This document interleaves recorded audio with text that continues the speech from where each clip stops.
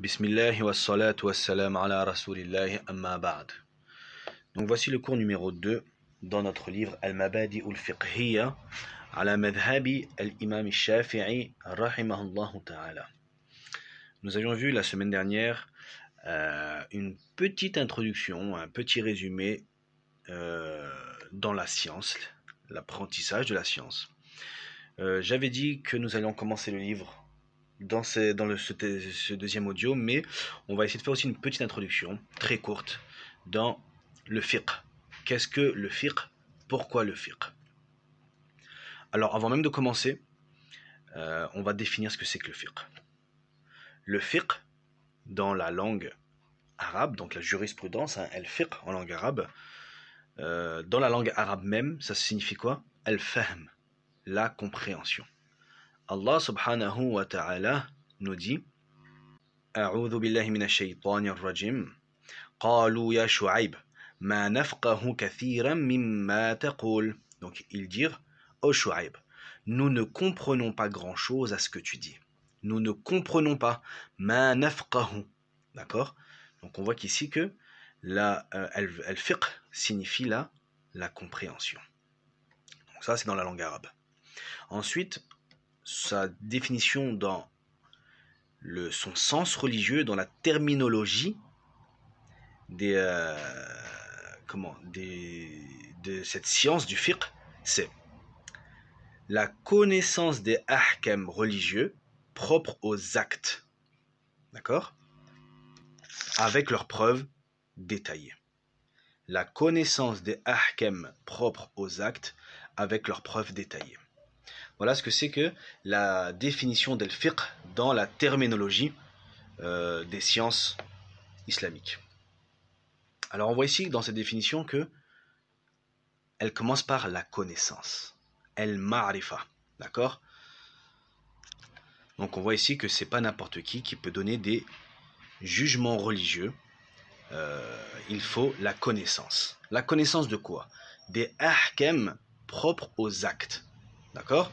Des ahkam, des statuts religieux propres aux actes. On voit ici que, avec ce morceau de phrase, on enlève les sujets dogmatiques de croyance. D'accord? Et enfin, avec leurs preuves détaillées, bien sûr, le Coran, la Sunna et tous les autres masadir de preuves, toutes les autres bases de preuves que l'on utilise pour sortir un hukm religieux.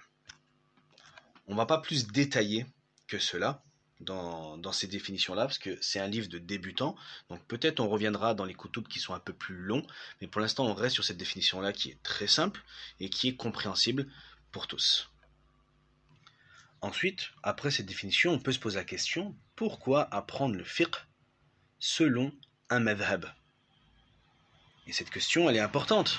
Pourquoi ne pas prendre directement les hadiths et apprendre le fiqh? Alors, pour plusieurs raisons. Déjà, il faut savoir que par rapport aux 4 imams, à savoir l'imam Abu Hanifa, l'imam Malik, l'imam Shafi'i et l'imam Ahmed ibn Hanbal, la communauté entière s'est réunie pour accepter la science d'eux et pour accepter que ce sont les imams de jurisprudence de l'islam. Alors cela ne veut pas dire que nous devons les suivre de façon aveuglément en contradiction avec la preuve, d'accord?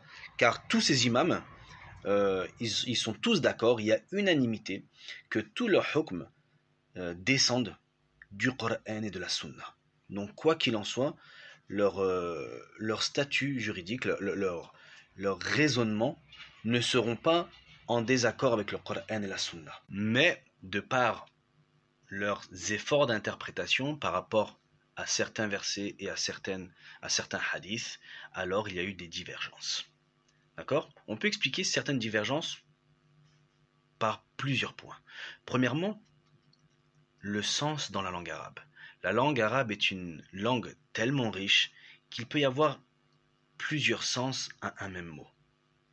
Il peut y avoir un sens littéraire et un sens religieux. Par exemple, as-salah. As-salah, on sait que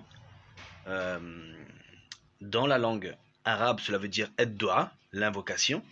Mais dans la terminologie religieuse, c'est la prière que l'on connaît avec ses actes, avec ses paroles, qui commence par le tekbir et qui se termine par as-salam. Donc on voit déjà que, ne serait-ce qu'avec des mots, on a vu le mot fiqh, la compréhension et aussi la terminologie.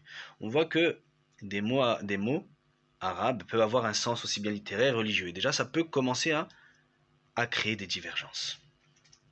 Mais dans la langue arabe, le mot peut avoir aussi un sens propre et un sens figuré. Donc on voit déjà que on peut commencer à avoir des divergences. Les structures de phrases aussi peuvent donner plusieurs sens. Par exemple, on a le fameux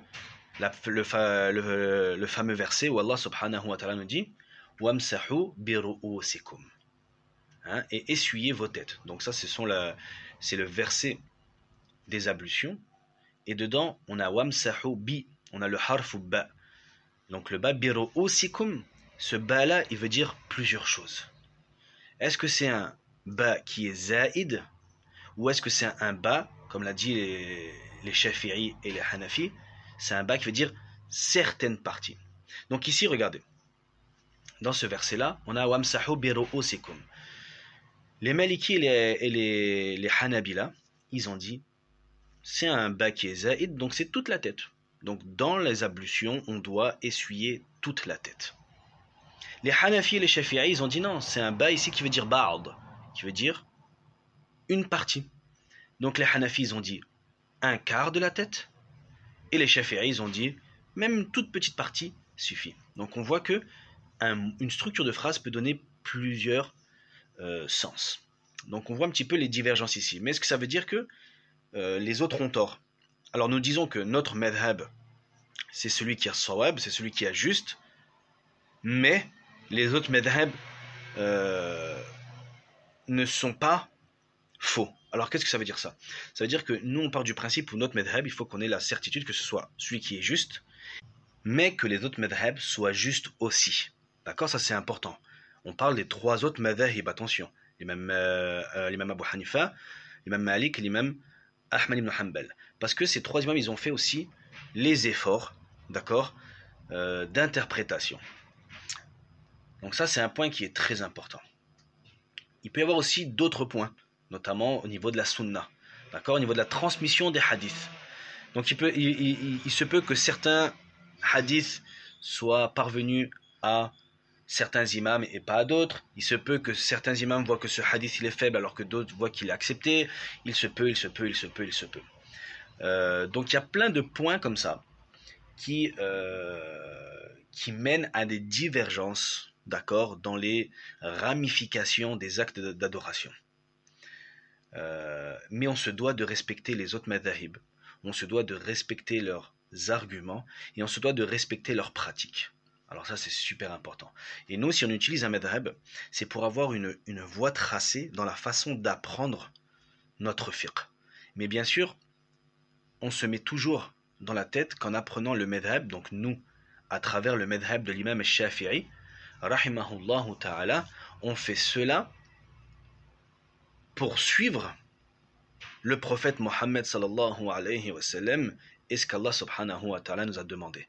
On ne suit pas l'imam Shafi'i, on emprunte la voie qu'il a empruntée pour pouvoir apprendre notre madhab, mais bien sûr le but ultime c'est d'adorer Allah subhanahu wa ta'ala en fonction de ce que le prophète Mohammed sallallahu alayhi wa sallam, avec la compréhension de notre imam Shafi'i rahimahullah ta'ala.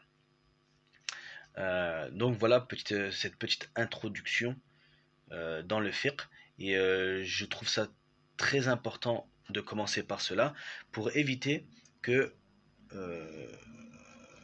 nous faisions du suivi aveugle. Enfin, c'est ce qu'on fait, on fait du suivi aveugle sur notre imam parce qu'on est des débutants, mais ne pas critiquer les autres et ne pas penser que ce que disent les autres soit faible ou soit un manque de raisonnement. Donc voilà. Alors sans plus attendre, nous allons rentrer dans le vif du sujet, le livre Al-Mabadi ul-Fiqhiyya ala Madhabi al-Imam al-Shafi'i rahimahullah ta'ala, dont l'auteur est Al-Ustadh Omar Abdel Jabbar, d'accord, qui a écrit ce livre-là, et nous commençons par Al-Juz Al-Awwal. donc le premier tome qui en arabe fait 15 pages. En arabe, il fait 15 pages, mashallah, donc très très très court, sous forme de questions-réponses. Donc le premier tome est assez court, comme je vous ai dit, 15 pages. Le deuxième tome sera un peu plus long, etc. etc. On va essayer de pas trop développer le tome 1, étant donné qu'on allons voir le tome 2 qui est un peu plus développé. Donc ils reprennent les mêmes questions, mais en les développant un peu plus. Alors, l'auteur commence par Bismillahir-Rahmanir-Rahim. Donc on sait tous que le fait de donner la basmala, de dire la basmala avant chaque chose, c'est un peu une demande de tabarruk, une demande de baraka dans nos actes, qu'Allah subhanahu wa ta'ala il donne la baraka. Et pour expliquer rapidement cette basmala, le bismillah, le ba ici, il peut être de trois sens, al-musahaba, le fait de dire je vais commencer l'écriture de ce livre en compagnie du nom d'Allah subhanahu wa ta'ala. Il peut être aussi al-isti'ana, la demande d'aide d'Allah subhanahu wa ta'ala. Et enfin, comme je l'ai dit, tabarruk, je commence ce livre-là, je commence à l'écrire en demandant les bénédictions d'Allah subhanahu wa ta'ala. Et donc, qu'est-ce que c'est que la bénédiction? La bénédiction, comme le dit Ibn al-Qayyim, c'est kathratul khair wa dawam. C'est le fait d'avoir beaucoup de khair, d'accord, de bien, de bonnes choses, et que cela reste. Ensuite, Ar-Rahman Ar-Rahim. Donc on pourrait traduire ça par le miséricordieux, le tout miséricordieux. Donc il y a eu plusieurs explications à Ar-Rahman Ar-Rahim, mais nous on va en retenir une seule ici. Ar-Rahman a plus d'intensité que Ar-Rahim. D'accord? On pourrait dire que par exemple Ar-Rahman, c'est la miséricorde qui se fait aussi bien dans cette vie d'ici-bas que dans l'au-delà. D'accord? Que ce soit pour les musulmans, les non-musulmans, toutes les créatures qui vivent sur cette terre. Et Ar-Rahim, c'est uniquement pour Al-Akhirah, donc pour les musulmans, le jour du jugement dernier, le paradis, et ainsi de suite. Donc voilà pour la basmala. On pourrait dire énormément de choses uniquement sur la basmala, mais on ne va pas trop rentrer dans le sujet. L'auteur commence son livre par Mal Islam. Qu'est-ce que c'est? Qu'est-ce que l'islam? D'accord? C'est la religion avec laquelle Allah subhanahu wa ta'ala a chargé notre maître Muhammad sallallahu alayhi wa sallam de transmettre la révélation pour guider les hommes avec un H majuscule, tous les hommes, l'humanité, et leur donner l'accès au bonheur. D'accord? Et donc bien sûr de guider les hommes via, par le biais du Coran et de la Sunna, via la révélation. D'accord? Parce qu'on sait que la révélation est aussi la Sunna, les hadiths, les actes du prophète sallallahu alayhi wa sallam sont aussi une révélation qu'Allah subhanahu wa ta'ala lui envoie. D'accord? Donc c'est ça l'islam. Et comme on a dit, on reste très résumé et on verra plus tard beaucoup plus détaillé, Inch'Allah. L'auteur continue en rentrant directement dans le vif du sujet. Kam arkanul islam. Quels sont les piliers de l'islam? Littéralement, de combien sont les piliers de l'islam? Alors, les piliers de l'islam sont au nombre de 5. D'accord? On sait que l'islam, elle est bâtie sur des piliers. Tout ça par rapport au hadith du prophète sallallahu alayhi wa sallam. L'islam a été bâti sur 5 piliers. D'accord? L'attestation de foi, ash-shahada, qu'il n'y a point de divinité digne d'adoration si ce n'est Allah subhanahu wa ta'ala, et que Mohammed sallallahu alayhi wa sallam est son envoyé.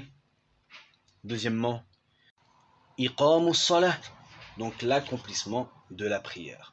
Troisièmement, ita'uz zakah, l'acquittement de l'aumône légale. D'accord? L'aumône sur l'argent épargné, la personne qui aura épargné de l'argent, et la personne qui aura dépassé le nirsab durant une année lunaire entière. Mais de toute façon, on verra tout ça en détail, Inch'Allah. Quatrièmement, Soam Ramadan, le jeûne du mois de Ramadan. Et enfin, Hajjul Bayti lil Mustati', l'accomplissement du pèlerinage à la maison sacrée, la Kaaba, pour celui qui en a la possibilité. Et on verra tout ce que cela veut dire, Inch'Allah ta'ala. Et on va s'arrêter ici pour aujourd'hui. Bi'idhnillahi ta'ala. On essaie de faire des audios qui ne soient pas très longs. Subhanakallahumma wa bihamdik. Ashhadu an la ilaha illa ant. Astaghfiruka wa atubu ilayk.